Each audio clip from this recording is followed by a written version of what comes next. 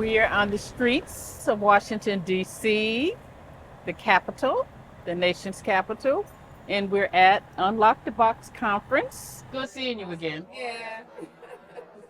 Oh, here's my state rep, Robin Porter from Connecticut.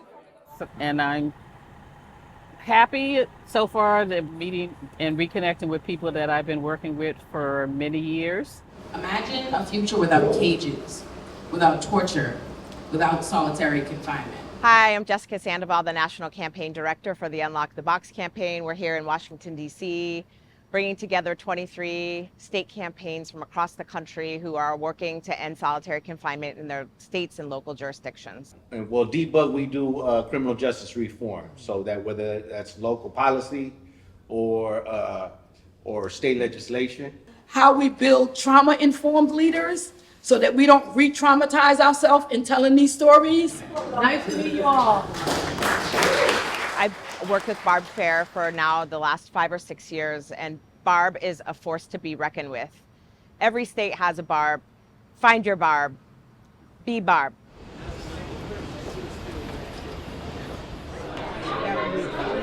Oh, okay. Are you from Philly? I couldn't remember the name, but I knew I remembered working with you somewhere. Okay, it's in Philly. Barbara Fair from Connecticut. Oh. In your bag, there's like one of the many, many things in your bag. There's like a card with a QR code for like Oh, joining okay. Unlock the Box. Oh, That's okay. like Unlock the Box. Thank you. Yeah. It's one of these? It's one of those. Oh, okay. Team Survivor It's here, you okay. have not already looked in your bag and found that little QR code that says join our network, whether you're leading a campaign and been on for 20 years, Anissa, or 2 days, we really want to bring you into the larger national community. Thanks.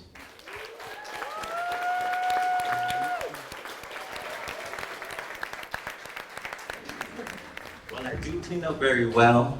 Make no mistake about it, solitary confinement leads to vision and memory loss, as well as disabilities that were not previously there. So please excuse me for reading this. However, it is an accommodation I now need.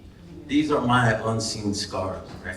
I was looking at this because as he was talking about it, I was thinking about my son. Unseen scars, depression, anxiety, nightmares, and then all the different ways people somehow cope with what happened to them.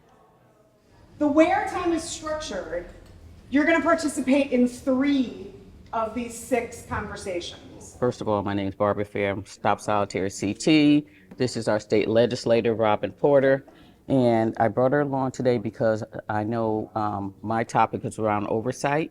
And in Connecticut, I don't know how it is in other states, but legislators are really the first line of oversight. And I want to start with saying that one of the best lessons that I got was having a deep and amazing relationship with an elected, with a lawmaker, such as they come with you to an amazing national convening. So for prison oversight, working with Department of Corrections and then getting so many letters and emails and calls from people inside or people's families, and they would tell me about all these things that are going on. When I bring them to the commissioner, they would kind of like minimize, act like it's not really going on. And so I said, well, maybe what we need to do is get somebody who oversees DOC. Laying down the line on what will we compromise on, what will we not compromise on. One of which was the independence of the oversight body, which is called the Ombuds Office. The first steps we came up with was a committee. We call it the Correction Advisory Committee. The importance of that is because the advisory committee is the one who gets to hire and supervise the ombuds person. So that's why it was important that we got the committee that we got.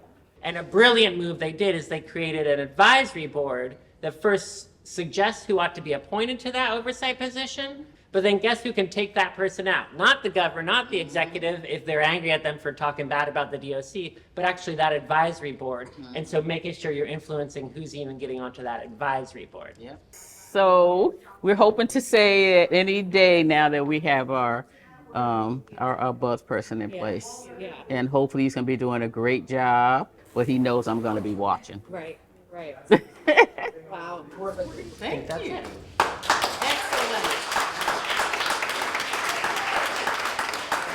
and just talking to each other and trying to learn from each other how we can be most effective in providing oversight over Department of Corrections in our respective states. It's important to use the combination of data and storytelling. The pendulum is swinging.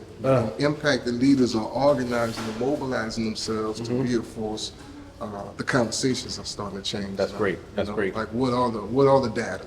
Yes. We're asking for data now that you really don't have. Everything here is sparking so many thoughts, you know.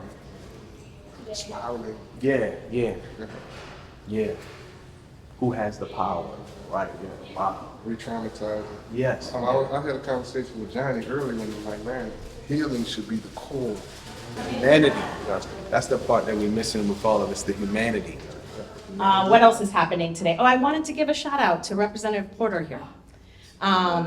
We have a legislator in this space. Yes, we do.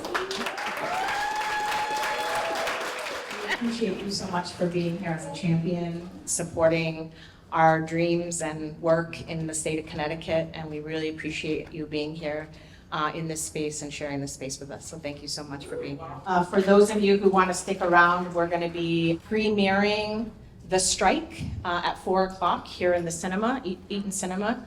Dolores Jack and Michael Saavedra, if he's in here, are three of the protagonists in the documentary about the California hunger strikes. I would say for those of you who are survivors, you may be triggered a little bit.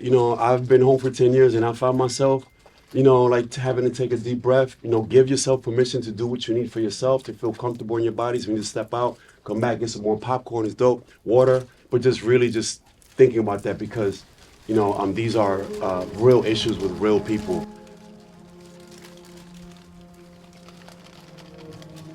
I'm not gonna say anything. I'm gonna wait. Oh my goodness, that was beautiful. That was beautiful.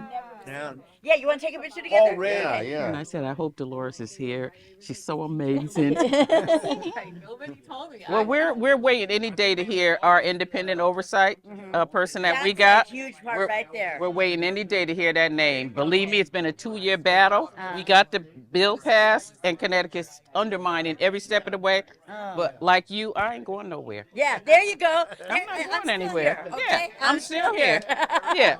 That's right, Barbara. They're not gonna get rid of us. No. There they are.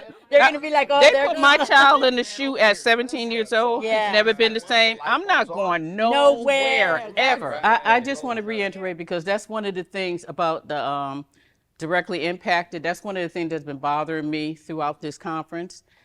Because when they say directly impacted stand, I really wanted to stand because I am directly impacted. I wasn't in that cage in Northern Supermax with my son. At home, I was having panic attacks. I couldn't sleep at night. I had to get up and walk outside my house because I felt I couldn't breathe, because I felt my son was pulling on my spirit and crying for help. And I had to get up every morning and take that with me and keep going until I can get him out of that cage. And I felt I had to do it because I was about to lose my mind. So please don't tell me I'm not directly impacted. Please don't do that. Thank you. Something I use that an elder shared with me was a gift of grounding. And so I invite you I want to share this with you all. We are all one.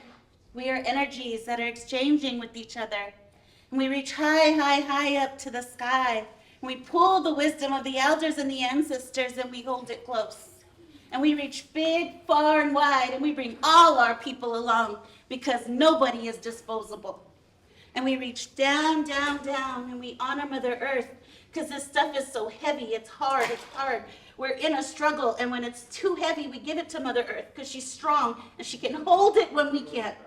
And then we can pick it back up when it's time, and we can keep on going. And just hold each other. But thank you all for loving, for caring, for supporting, for showing the compassion that we all need in this program, that we all need to continue to do this work. You are all appreciated. From the bottom of my heart, you all appreciate it.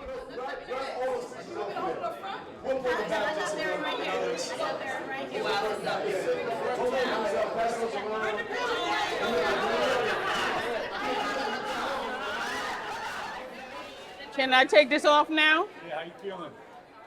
Ready to go home.